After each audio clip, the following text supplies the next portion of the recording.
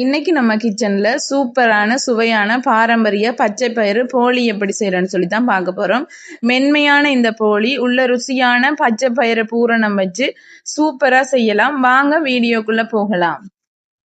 பாருங்க, நான் 250 கிராம் பயறு எடுத்திருக்கிறேன். பச்சை பயிறு இதை 8 மணித்தியாலம் ஊற வச்சு எடுத்திருக்கிறேன். நல்லா ஊறி வந்துட்டுது.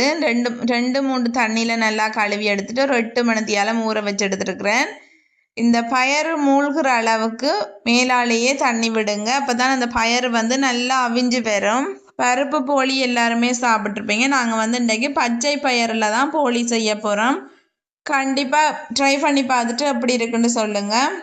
தண்ணி நான் கொஞ்சம் எக்ஸ்ட்ராவே சேர்க்கிறேன். என்னென்னு சொன்னால் அந்த பயறு நல்லா அவிஞ்சு வரும். ஓகே, அதை அடுப்பில் வேக வச்சுட்டு அதுக்கு பிறகு நான் கோதுமை மாவு தான் இன்றைக்கு எடுக்கிறேன். இந்த கப்பால் தான் இன்றைக்கு கலந்து எடுக்கிறேன்.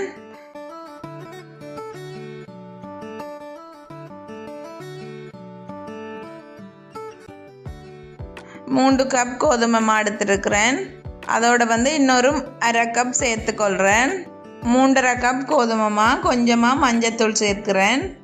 இந்த மாவுக்கு தேவையான தூள் உப்பு சேர்த்துக்கொள்கிறேன். சேர்த்துட்டு அதோட இதுக்கு கொஞ்சமாக தேங்காய் சேர்க்கணும்.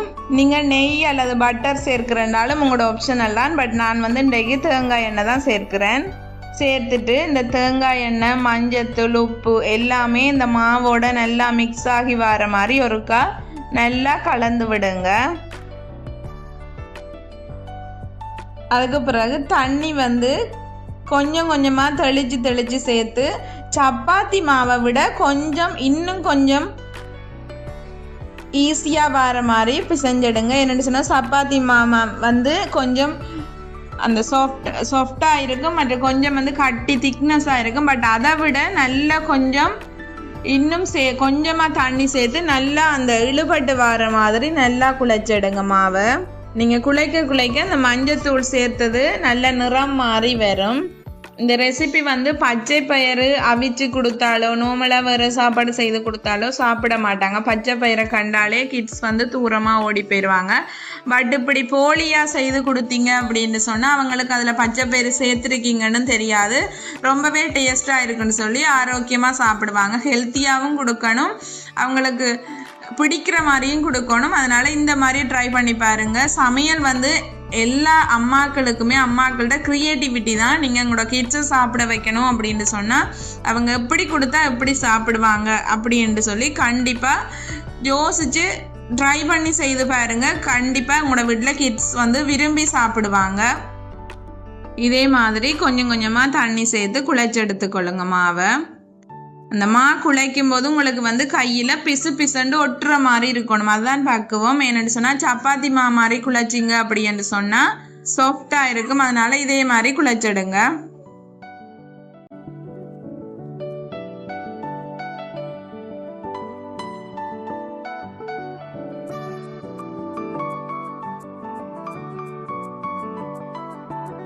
இதே மாதிரி இந்த பிசுப்பாக குழைச்சி எடுத்துக்கொள்ளுங்க. உங்களோட அந்த கையில் இந்த மா ஒட்டு மண்டபடியாக கொஞ்சமாக தேங்காய் எண்ணெய் சேர்த்து நல்லா பூசிட்டு மாவை நல்லா குழைச்சிடுங்க. மாவை நல்லா அடிச்செடுத்து குழைச்சிடுங்க. இந்த இழுபடுற தன்மையில் மாவோட பக்குவம் இருக்கணும். இதே மாதிரி அடிச்செடுத்து குழைங்க. கொஞ்சமாக எண்ணெய் தடவிட்டு இந்த மா ஒரு 10லிருந்து 15 நிமிஷம் ஊறி வரணும். அதுக்கிடையில் நாங்கள் இந்த பூரணத்தை ரெடி பண்ணுவோம். ஒரு பாதி தேங்காவை இப்படி கட் பண்ணி மிக்சியில் அரைச்சி எடுத்துருக்கிறேன். அதுக்கு சீனி சேர்த்துக்கொள்ளுங்க. சீனியை சேர்த்துட்டு அந்த தேங்காவோட அரைச்சி சேர்க்கணும். சுகர் உங்களோட அளவுக்கு ஏற்ற மாதிரி சேர்த்துக்கொள்ளுங்க. இந்த வெள்ளை சுகர் அவாய்ட் பண்ணிவிட்டு நீங்கள் நாட்டு சர்க்கரை சேர்க்கிறனாலும் சேர்க்கலாம். பட் நான் இன்றைக்கு சுகர் தான் சேர்க்கிறேன். ஒரு கப்பும் ஒரு 1/4 கப்பை விட குறைவாக சேர்த்துட்டு அதோட ஒரு 5 ஏலக்காய் சேர்த்துட்டு அதையும் அரைச்சி எடுத்துட்டு அதுக்கு பிறகு பார்த்தீங்கன்னு சொன்னால் பயரை நான் வேக வச்சு தண்ணியை வடித்து எடுத்துருக்கிறேன். இதை நல்லா நீங்கள் இந்த மத்து வச்சுருந்தீங்கன்னு சொன்னால் நல்லா மசிச்சு எடுக்கணும். நான் இன்றைக்கு உருளைக்கிழங்கு மேஷ் பண்ணுற மேஷரால் தான் நல்லா மசிச்சு எடுக்கிறேன். இதே மாதிரி நல்லா மேஷ் பண்ணி எடுத்துக்கொள்ளுங்க. நல்லா எல்லாமே ஒண்டோட ஒட்டி நல்லா அவிஞ்சு வந்திருக்குது. ஒண்டோட ஒட்டி நல்லா குழப்பட்டு வரணும். அதுக்காக நல்லா இந்த பாருங்க இதே மாதிரி மசிச்சு எடுத்துக்கொள்ளுங்க. இதில் வந்து தேங்காய் பூவும் சீனியும் வந்து நான் அரைச்சி எடுத்துட்டு வந்துட்டேன். அதை சேர்த்துக்கொள்றேன். இனிப்பு வந்து உங்களோட அளவுக்கு ஏற்ற மாதிரி சேர்த்துக்கொள்ளுங்க. இந்த பயரோட இந்த தேங்காய் பூ சீனி எல்லாத்தையுமே நல்லா மிக்ஸ் பண்ணிக்கொள்கிறேன். அந்த சீனி வந்து தேங்காய் பூவோட நல்லா மிக்சியில் அரைப்பட்டு வந்துச்சுன்னு சொன்னால் உங்களுக்கு அந்த நரப்பு தன்மை இல்லை, நல்லா சாஃப்டாகவே வரும். தண்ணி சேர்க்காமல் அரைச்சி எடுத்துக்கொள்ளுங்க. ஏன்னா சுகர் வந்து நல்லா கரைய அந்த இனிப்பு வந்து தண்ணியாக தான் வரும். அதே மாதிரி பயரும் வந்து நாங்கள் அவிச்சு எடுத்துருக்கிறோம். அதனால் தண்ணி சேர்க்காமல் அரைச்சிக்கொள்ளுங்க. இனி வந்து இந்த செய்து வச்சிருக்கிற பூரணத்தை வந்து நான் ஒண்டொண்டா உருண்டை பிடிச்சு எடுத்துக்கொள்கிறேன். இதே அளவுக்கு. ஓகே, வந்து நல்லா பாருங்க இப்படி ஊறி வந்திருக்கன்னு சொல்லி.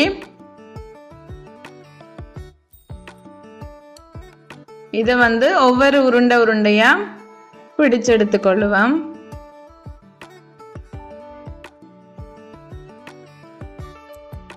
கையிலேயே நல்லா இழுத்து விடுங்க. இதுக்கு வந்து சப்பாத்தி கட்டை யூஸ் பண்ணாதீங்க. என்னன்னு சொன்னா நல்லா எண்ணெய் பூசி இருக்கிறபடியா சப்பாத்தி கட்டைக்கு வந்து வழுக்கி கொண்டு போகும். அதனால கையாலேயே நல்லா இழுத்து விட்டுட்டு இந்த பூரணத்தை வச்சுட்டு இப்படி எல்லா பக்கத்தாலையுமே மூடி விட்டுட்டு ஒருக்கா ப்ரெஸ் கொடுத்து அமர்த்தி விட்டீங்கன்னு சொன்னால் போலி வந்து ரெடி ஆயிடும். நார்மலாக ப்ரெஸ் கொடுங்க. என்னென்னு சொன்னால் அந்த போலி வச்ச பக்கத்தால் பிஞ்சு வந்துடும். அதனால் அந்த பயறு வச்ச பக்கத்தால் பிஞ்சு வந்துடும்ன்றபடியாக கொஞ்சமாக சாஃப்டாக மெதுவாக நல்லா ஒரு அழுத்தம் கொடுத்து ப்ரெஸ் பண்ணிங்கன்னு சொன்னால் ஓகே. பாருங்கள், இதை வந்து சுட்டெடுப்போம்.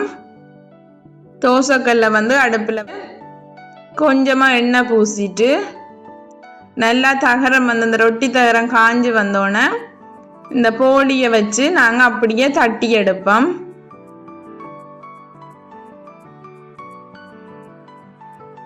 வந்து நல்லா சாஃப்டா இருக்கிறபடியா மெல்லிசா இருக்கிறபடியா இது வந்து வேகமா வெந்து வந்துடும்.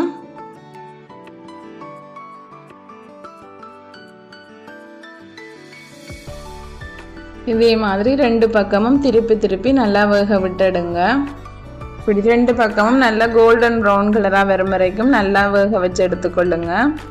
இது வந்து ரெண்டு பக்கமும் நல்லா கோல்டன் ப்ரௌன் கலராக வந்தோன்னே அதை எடுத்துட்டு பாருங்க, சூப்பரான பச்சை பயறு போலி வந்து ரெடி ஆயிட்டு. கிட்ஸுக்கு பிடிச்ச மாதிரி இதே மாதிரி கண்டிப்பாக ட்ரை பண்ணி பாருங்க. ரொம்பவே டேஸ்டாக ஹெல்த்தியாக இருக்கும். நான் வந்து இந்த போலியை பிச்சு காட்டுறேன் பாருங்க, உள்ளுக்கு எவ்வளோ சாஃப்டாக வெந்து வந்திருக்கேன்னு சொல்லி. சூப்பர் அண்ட் டேஸ்டியான பச்சை பயறு போலி வந்து ரெடி ஆயிட்டு. இந்த வீடியோ பிடிச்சிருந்தா லைக் பண்ணுங்க, கமெண்ட் பண்ணுங்க, ஷேர் பண்ணுங்க.